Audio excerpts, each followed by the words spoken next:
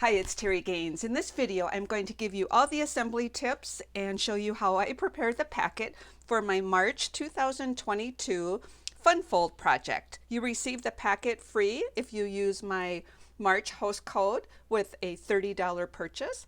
And if your purchase is $50 before shipping and tax, you will receive a Create with Terri card kit, which has 6 double-sided 4x6 designer series paper and 12 coordinating colors. And in the packet, you're going to get the supplies to assemble this project and a little miniature card on top of a postcard. You will need to use your own adhesives and stamps and ink. For the sentiments, I'm going to use this Pansy Patch stamp set. I'm going to be using Happy Birthday and the sentiment here. And I've pre-stamped those to save some time. So before you start your assembly, you're going to want to find, this image and the little tag. And I stamped Happy Birthday on that tag, and I stamped the inside sentiment on that. I used Poppy Parade, but you can use a different color ink, but that is what I used. The adhesives you're going to need is your favorite adhesive for adhering cardstock together. You will need tear and tape. We need a strong adhesive for this project. You want some dimensionals along with mini glue dots, along with a simply scoring tool, stamparatus, or a straight edge. I'll show you that as I start the assembly. A paper snips, bone folder, and take your pick tool. Those are what you need to have on hand to have everything ready for assembly. I will email you a PDF that gives you all the details along with the supplies I use, the tools I use, instructions, a link to this video. So you can save that PDF and then you can click on that link at any time to get to this video. My goal is to assist you in having a successful card creation with this video, but also so you have all the information so you can recreate this project using different colors, stamps, different designer series papers. So and beauty of the video, you can pause it at any time. So you are, if I'm going too fast, I tend to go fast, but I will, the beauty, like I said, of the video is you can pause it. So in your packet is the postcard with the instructions along with the PDF that I'll be emailing you. So I'm going to actually just set this right here. Each month I have a different fun fold and a different Create with Terri card kit, and you can always see, go to my blog, Create with Terri Gaines, and on the bottom of each blog post I have all the details. So all of the Highland Heather and these images are going to be for the mini card. We're going to do that last. I always assemble the large card first because it's larger, it's easier to assemble. And when you open up this packet that you receive, please note there's some beautiful embellishments. You want to be careful. There's small pieces in there and there's lots of things. I always try to tie the bows for everybody so we have some embellishment pieces. So we are going to start with creating the card itself. So what we have in here, I have pre-scored the cardstock. The cardstock is 11 by 4 1/4. This will be our card base. It's scored at 2 3/4 and at 8 1/4. So you're going to fold both of these in, and our goal is to get them to match in the middle. So once we have that meeting up here, take a bone folder and form that second fold. So in your packet, I've already folded that for you, so fold that. We're going to decorate the front first. So on the front, we have a 2.5 by 4 designer series paper. I intentionally do not have a direction on these, nor were they cut from the same piece, where if this design carried over, you would want to make sure you have the orientation correct and define the top of your card. Because I've used a non-directional paper, we are putting one or the other on each side. I've also added an extra little layer underneath, and this is Poppy Parade. This is Calypso Coral, just to pop out some of that color in this designer series paper. So we want to adhere these two together. And on this one, you can see that I maximized the paper because I've cut out the tulips from this. When we sandwich this together, no one's going to even know that those are missing.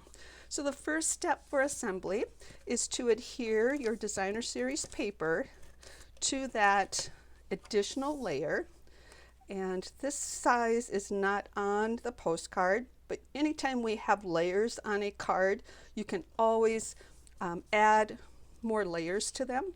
And this one is actually 1/8 of an inch larger in both directions. So as I mentioned, it's not going to matter which of the two sides that you put this on.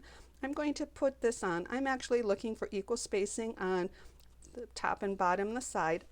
I turn my cards when I adhere them for a better view, so I might be confusing people when I do that. We're going to put one on this panel and one on this panel. So we're going to go ahead and do that first. And I'm going to adhere this. I like looking at opposite corners and make sure I have equal spacing on all 4 sides before I kind of commit to my placement. And then I'm going to adhere this to the card front. And as I mentioned, if I'm going too quickly, just hit that pause button. I am going to continue to the next step as soon as I put this down. I'm also looking for equal alignment on the top here, and hopefully it falls into place on the bottom. Now I know this edge isn't quite as even on this side, but when you put this together, I think as long as you're straight, and if this gap is a little bit bigger, that's totally okay. So that's the front of our card. The next thing we want to do is I forgot to tell you, this is a Gatefold floating pop-out card.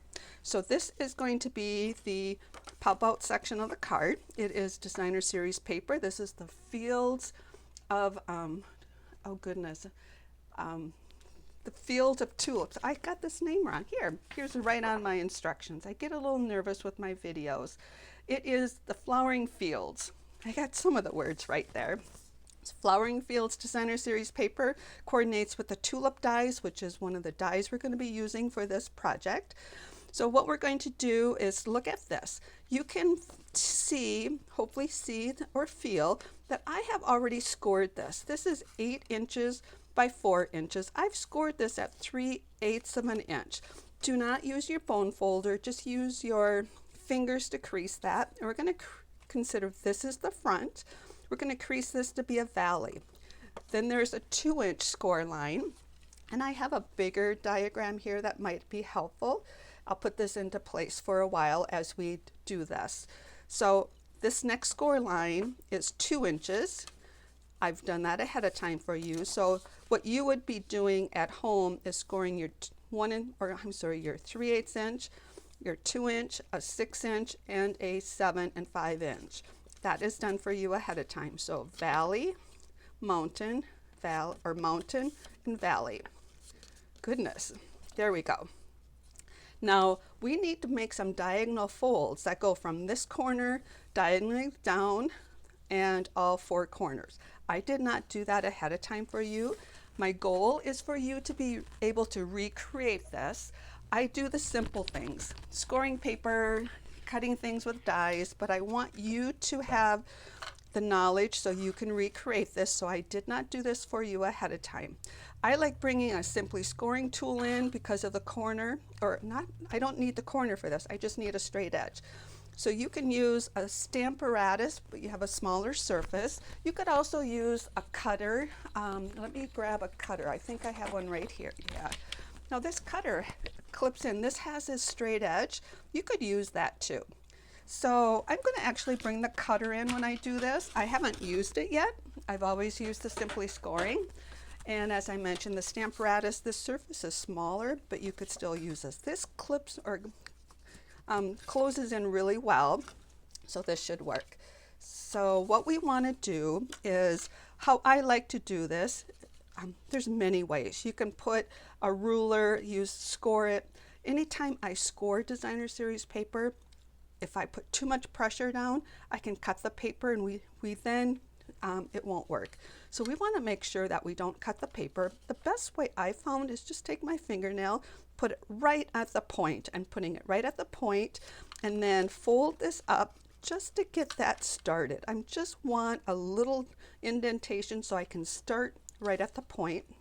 Take the longest surface, put it up to your straight edge, and have the front of your paper. We are going to fold these into valley folds. So what you want to do is take this edge of your paper and bring it all the way up to this surface, and make sure it pushes up against this edge, and make sure it's flat or flush here, but make sure you start at the point and go down instead of pushing it that way. Start at the fold, and well, the point and the fold.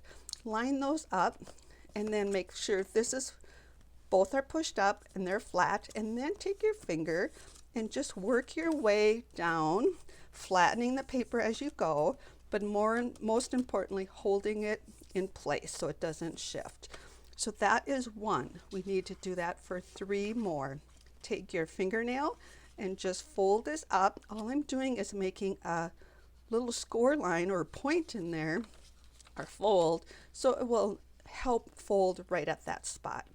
So now I rotated this because I want this longer surface up against this edge. I'm now working it with the opposite.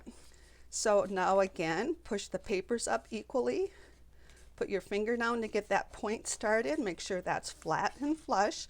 Hold it with your other, your left hand when you're doing it this way, and take your right hand and bring that down.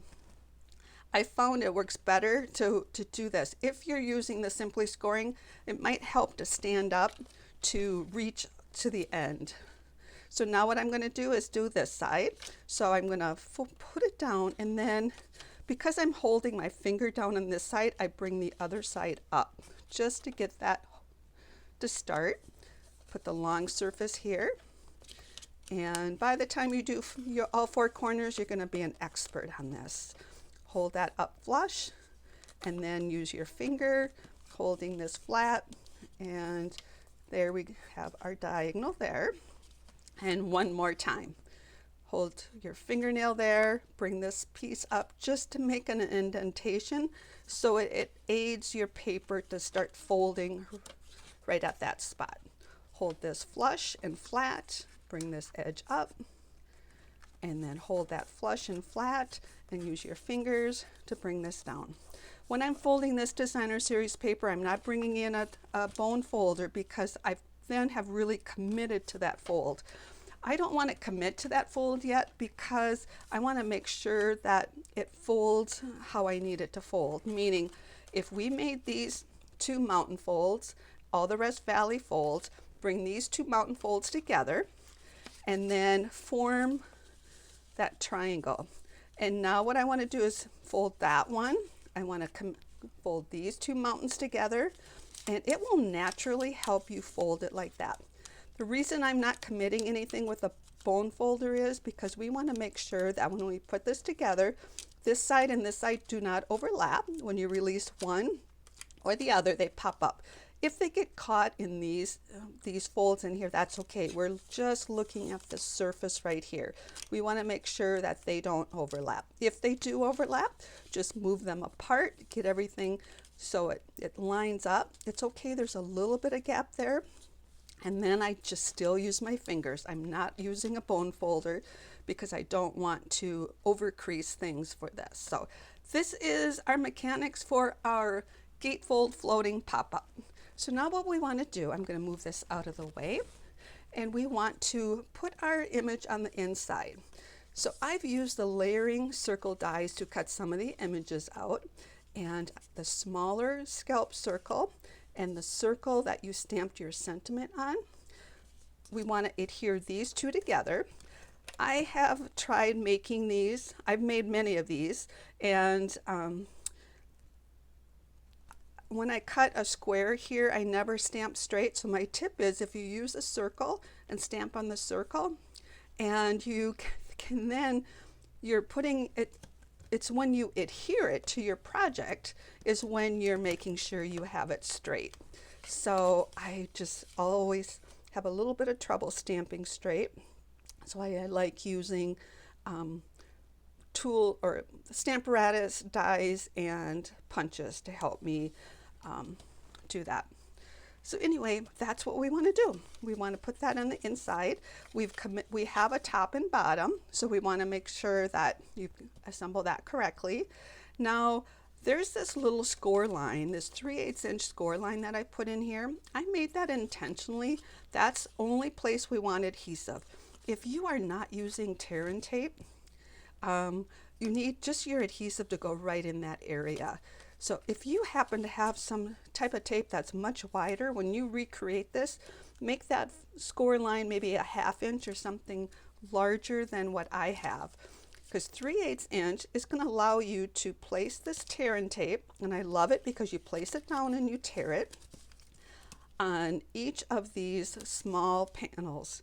Now, do not worry about getting the adhesive right to the end. It is not necessary. It is a strong enough adhesive that you do not have to do that. And make sure that your adhesive is between the edge and the score line. And I have a little bit, this one happens to be right in the center. You do not want to put it really close to the edge. Anytime when you're making cards, you do not want exposed adhesive. Exposed adhesive is going to cause your card to stay flat when you fold it flat and put it in the envelope. So back onto the front, we don't have a direction. If we had tulips on here, we would want to make sure that our orientation was identical, that we had our top up here and our top up here.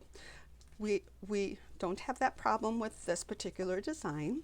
So what we're going to do is take this mechanics, and our goal now is to get this centered. So we're going to look for equal spacing on the top and bottom. And then we are not taking this backing off, because what we're going to do is use these panels to assist us. So I've placed this down. Hopefully in the video you can still see this lighter, this granny apple green color and that adhesive. That allows us to know that we need to slide this until we do not see that panel. We do not see that other half of this. And also when we're looking for equal spacing top and bottom, and also when we hold this down, when we release this, at least this top layer comes up. If it's tucked underneath and doesn't pop up, you are going to want to move it over a little bit, but this helps you with your adjustment. So now what we want to do, this is going to also help us when we assemble this. We have everything with no buckles in it, or that it's going to go flat for us when we open and close it. So I'm going to take the Take Your Pick tool, take the backing off. A couple tips: putting some pressure on here will help release it. Also going from the side instead of the torn edge will also maybe help get that backing off. So now we're going to just hold that flat. We bring this panel down and you have that one attached. And now you've got a couple options. You can rotate this if you want and work with this other panel. And now this one seemed to be tucked under a little bit. I can show you how to fix that. So we'll put that down, take the backing off, and then bring this panel down, and now it pops up. And when I said how we can fix that, what typically happens there, and I don't see it right now, is you'd see designer series paper sticking up here. You would just take that to a trimmer and cut only the designer series paper. You don't want to cut the cardstock, because if you cut the cardstock, you're creating a gap in there. You're cutting the designer series paper if it overlays, but it appears to be okay. So that is our floating pop-up. It floats down here. It's not adhered. It's only adhered with that tear and tape. It stands on a desk or a table surface really pretty. And I don't even think I have that on straight. Oh well, I'll have to fix that after the video. But now we have the card done. We're going to create a belly band. So in your packet, you have an 11 by 1 strip of cardstock. It's scored at 2 3/4, and you're going to take this and put this around your card. So belly bands are a little bit tricky because you don't want them so tight they don't come off, but you don't want them so loose that they fall off. There's that happy medium that you need to find. So I scored this side for you. You're going to put this in. Then you're going to take this while you're holding this down fairly firmly. You're going to fold this down. If I was to score this at 5.5, it would be too small of a score. If I went to the next 1/8 inch, it's going to be too big. So we kind of form this one with our hands. So once we have that formed, make sure it slides in the back. You can take this off, grab your bone folder, and crease that. So now what we want to do, it does not match. Typically with belly bands, you have enough cardstock that you overlay and adhere those. This is 11 inches and it's not going to overlay. And if you notice, there is a gap there. We want that. That just tells us we have some thickness to our project. So how we're going to fix that or adhere that is we have two images that are going to sandwich this belly band in between them. And that's going to assist in getting that connected. So what I would advise you to do is take a strong adhesive, and I'm going to use Terri tape. And I always talk about my favorite things about Terri tape. And the main one is you can tear it. You don't have to use your paper snips. If you use your paper snips, sometimes it just builds up adhesive gook on them, but you can always clean that off. And I like it because it's so strong. So put some pressure. I'm not taking those off yet because what I want to do is bring this in. Now I want to look at this. So I put a couple strips of Terri tape here. I did not put them right close to the scalped edge because we have a bit of a space there. So don't go right to the edge because you don't want exposed adhesive. So we're going to place this down. So what you're going to do is look for equal spacing of the circle on top and bottom of your band and center it. So then I hold one end and put my pressure down, take the backing off. So we're going to take the backing off that side and bring that down, and then hold this down and take the backing off this side and hold that down. Now we have that back piece on. It slides off. Now I finish the belly band when it's off the card. It's going to be easier. Now I mentioned that this is slightly smaller. I also texturized it with the Timber 3D folder. It just gives you a subtleness to that. And the Timber 3D folder, you know, is really a nice one for that subtle look, and it can be used for any outdoor, actually any project. So now what I'm doing is adhering. I put adhesive on the back of this circle, and I'm putting that down for part of my decorations, and I just skipped a part. There is one part I wanted to do before I did that, and 50% of the time I forget to do this, so I forgot to do this again. So the one I really wanted to put down, but we can put it down now, is the stem for the tulip. I did not grab my cutouts of all the dies for the tulips, but you get several different dies, and we have a stem here that I put that adhesive sheet behind it, and this is an example of a different color that I use.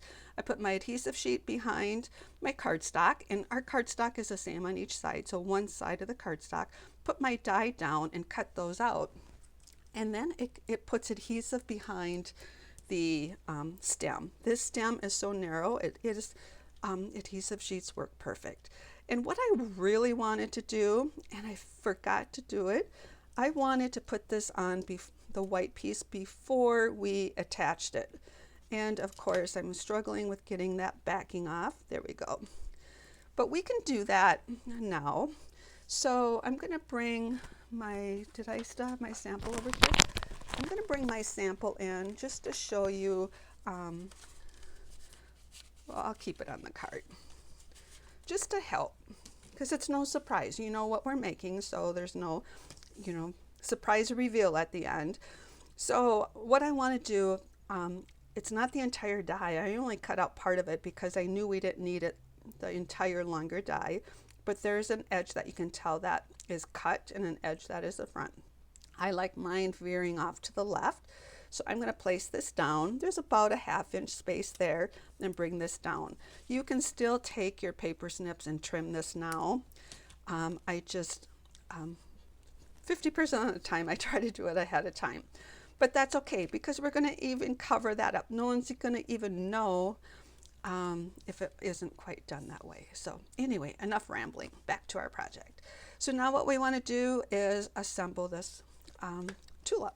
So how I want to assemble this is with dimensionals. How I like to create the tulip is this piece that almost looks like a fingernail. The more scalp top is the top. I take a bone folder and I curve it so I have a contour, bringing the sides down, and then I take the top and I form those up a little bit, and then I put a dimensional in the back. I curve it so I have a space for the dimensional. For these are coral, Calypso coral. and this one is Poppy Parade. So I score those, or I use the bone folder, I'm sorry, to contour that. So I can put a dimensional back there, and then I take the tips of them and fold them down. And I just started also doing on this one, I fold the tips, the top down, and then just curve the bottom under a little bit. Dimensional behind that one. Now this one has a score line, it's going to fold in half. Be very careful, it's very fragile right here. I only do the contour with the bone folder on this bigger one. So I'm going to take that and fold that down, and then I also take the top of that one and the top of that one and just curve it down a little bit, and then I put one dimensional right there. So for the leaves, what I do is, you got options on how you want to do this. I like it oriented this way, and I like this one oriented this way. So if these are going to be adhered, then I'm going to take my bone folder and just curve the tops of them a little bit, just to add some dimension. To put these down, I'm going to use Terri tape. So I'm going to put Terri tape right, I'll start at the bottom. This is the bottom, and you don't need a lot. This is so strong. Just a little dab there, and then a little dab here. And you could put dimensionals on here, but I kind of like how it fits flatter to here. So but you can assemble it with dimensionals. So what I'm going to do is I should have finished putting this together. Why don't we go ahead and do that first? I'll go ahead and put these on. Sorry, I'm going back and forth. It's not like it's the first one I've made. So what I like to do is put the small leaf on first. I'm going to go about 3/8 of an inch to 1/2 inch up from the bottom, and the tip of it's lined up right on top of the stem, and place that down. Then I take the backing off of the longer leaf, and then this is coming right down to the bottom. Have that matched up, and you just decide how far you want those to come apart, and I'm going to place that one right there. To assemble the tulip, this piece is going to go on this base. I have been putting it really flush to the bottom, but I just started to put it up a little bit higher, maybe about 1/8 of an inch, just to expose the top a little bit more than I did before. Then you're going to fold it on the score line after you take the backing off, and that's going to close up the tulip like that. I like adding this piece right on top of this, and I scored that down, folded it down a little bit, just to go down a little bit, to curve down instead of straight out. And that's how I like to do this particular set with the dies. And you get pieces to make 3 different dies. So the other thing we want to do is, I like to use Terri tape. You could use a dimensional, you're going to just add more height to it. I like to get this tulip flatter to the card. Just put Terri tape on the very bottom section. Leave all of this with no adhesive, because it's going to come off the card a little bit. So we want to make sure that we do not put any exposed adhesive over on this part. So that's why it's just down there. So that's the tulip. For the tag, this is from the Tailored Made Tag dies, and I've made a bow ahead of time. We'll attach the bow with a mini glue dot. I'm going to have the tag hang over a little bit. I want no exposed adhesive, so I like just to put my dimensionals right on the project. I put 2 because 1 can make it swivel a little bit more. 2 is going to keep it more in place and take the backings off, and then you can put your however your orientation you want. I'm going to just have it like so. Then I'm going to use a mini glue dot, and this is the 1/4 inch crinkled seam binding in the annual catalog. It is makes beautiful bows, and it does not have any bulk to it. Sometimes your bows have bulk to them because of all that material at the knot. And then I'm going to place this kind of right by that hole, and that's that part. In your packet you have 3 of the beautiful brushed brass butterflies that are in the mini catalog. You have a large one, and I'm going to have that one kind of right up here. We're going to fly that one that direction, and then these have adhesive on the back. So we'll put this one, let's see how well I got that so it's stuck to the simply or the take your pick tool here, and then I'm going to have this one fly that way. So that is our belly band, and then you're going to just put that back in your card. And like I mentioned, with that image in the back, you've created a nice closure, or you've combined those two strips together or mated those with that. So that is the card. So I hope that went well. Like I said, you can pause the video at any time. Now what I'm going to do is assist you in creating the little miniature card that goes on the top here. Much smaller pieces, so we'll be working with smaller pieces here. Now the cardstock is scored for you. You're going to bring this together, have them meet in the middle, and this will, you might want to take a bone folder, get that to crease like so. Our Designer Series paper, I purposely don't have any direction to this. If you use the side like I'm using, I'm going to use this side. If you choose to use the other side, there is a top and bottom, you know, so you want to watch for directional.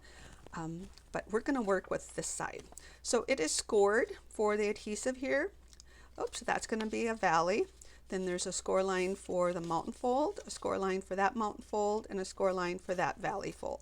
So those are already there for you. You do need to crease these. So we're going to get some more practice with this. Bring something in with a straight edge. Can be the Stamparatus Simply Scoring, or our current trimmer has this nice edge that works perfect. Take your fingernail, put it right at that point. Bring that paper up to get that point started. Put the paper right up to the wall of your tool you're using. Bring the side to the top, and I feel like I don't get that started right. Hold all of that in there and then work your way down until you bring that paper flat and create that fold.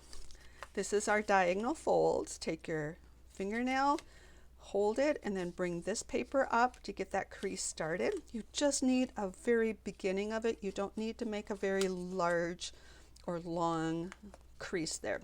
Just enough that it makes the paper want to fold at that point.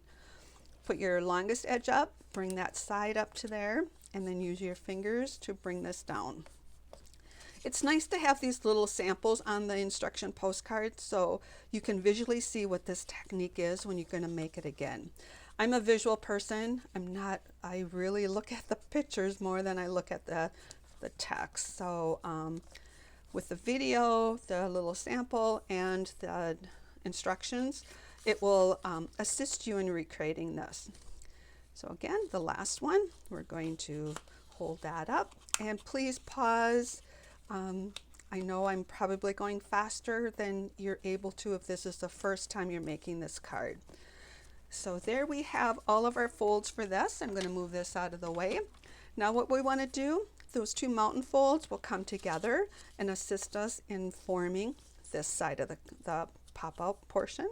And those two mountain folds come together, and that's going to assist us in creating that portion. We don't want those two, one to be tucked under the other. It's okay if these inside pieces tuck under. It's just these top pieces. We want to kind of make sure they're not tucked underneath, and then get that all created.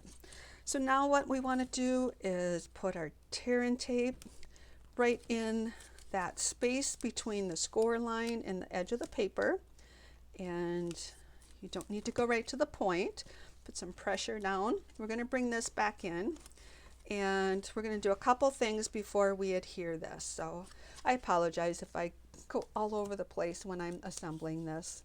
I tend to get focused on something and then miss telling you something. But we want to put this circle in first. And what I want to do, because sometimes I forget to share this, is when you have, it's easier to assemble that first, but when you're going to sign the card, if you're going to sign the card, you can lay this flat and still sign that inside section. If this is something you don't want to sign or have a written message, you can also attach something on the back for your sentiment. But it's easier to assemble this before this inside piece before you assemble that. And I think sometimes it's easier to put the front panels on before you assemble this piece inside here. So in your packet you have some designer series paper. This paper is cut to be a bigger space to showcase the designer series or the cardstock, and they are cut for the orientation to be this side to be the front. So what we're going to do is attach this before we put the inside in, and there we go. Now we're all set to put this in. There's no direction on this side or this side, but if you look at your paper, this does have a direction. So I'm just going to consider that before I put this in.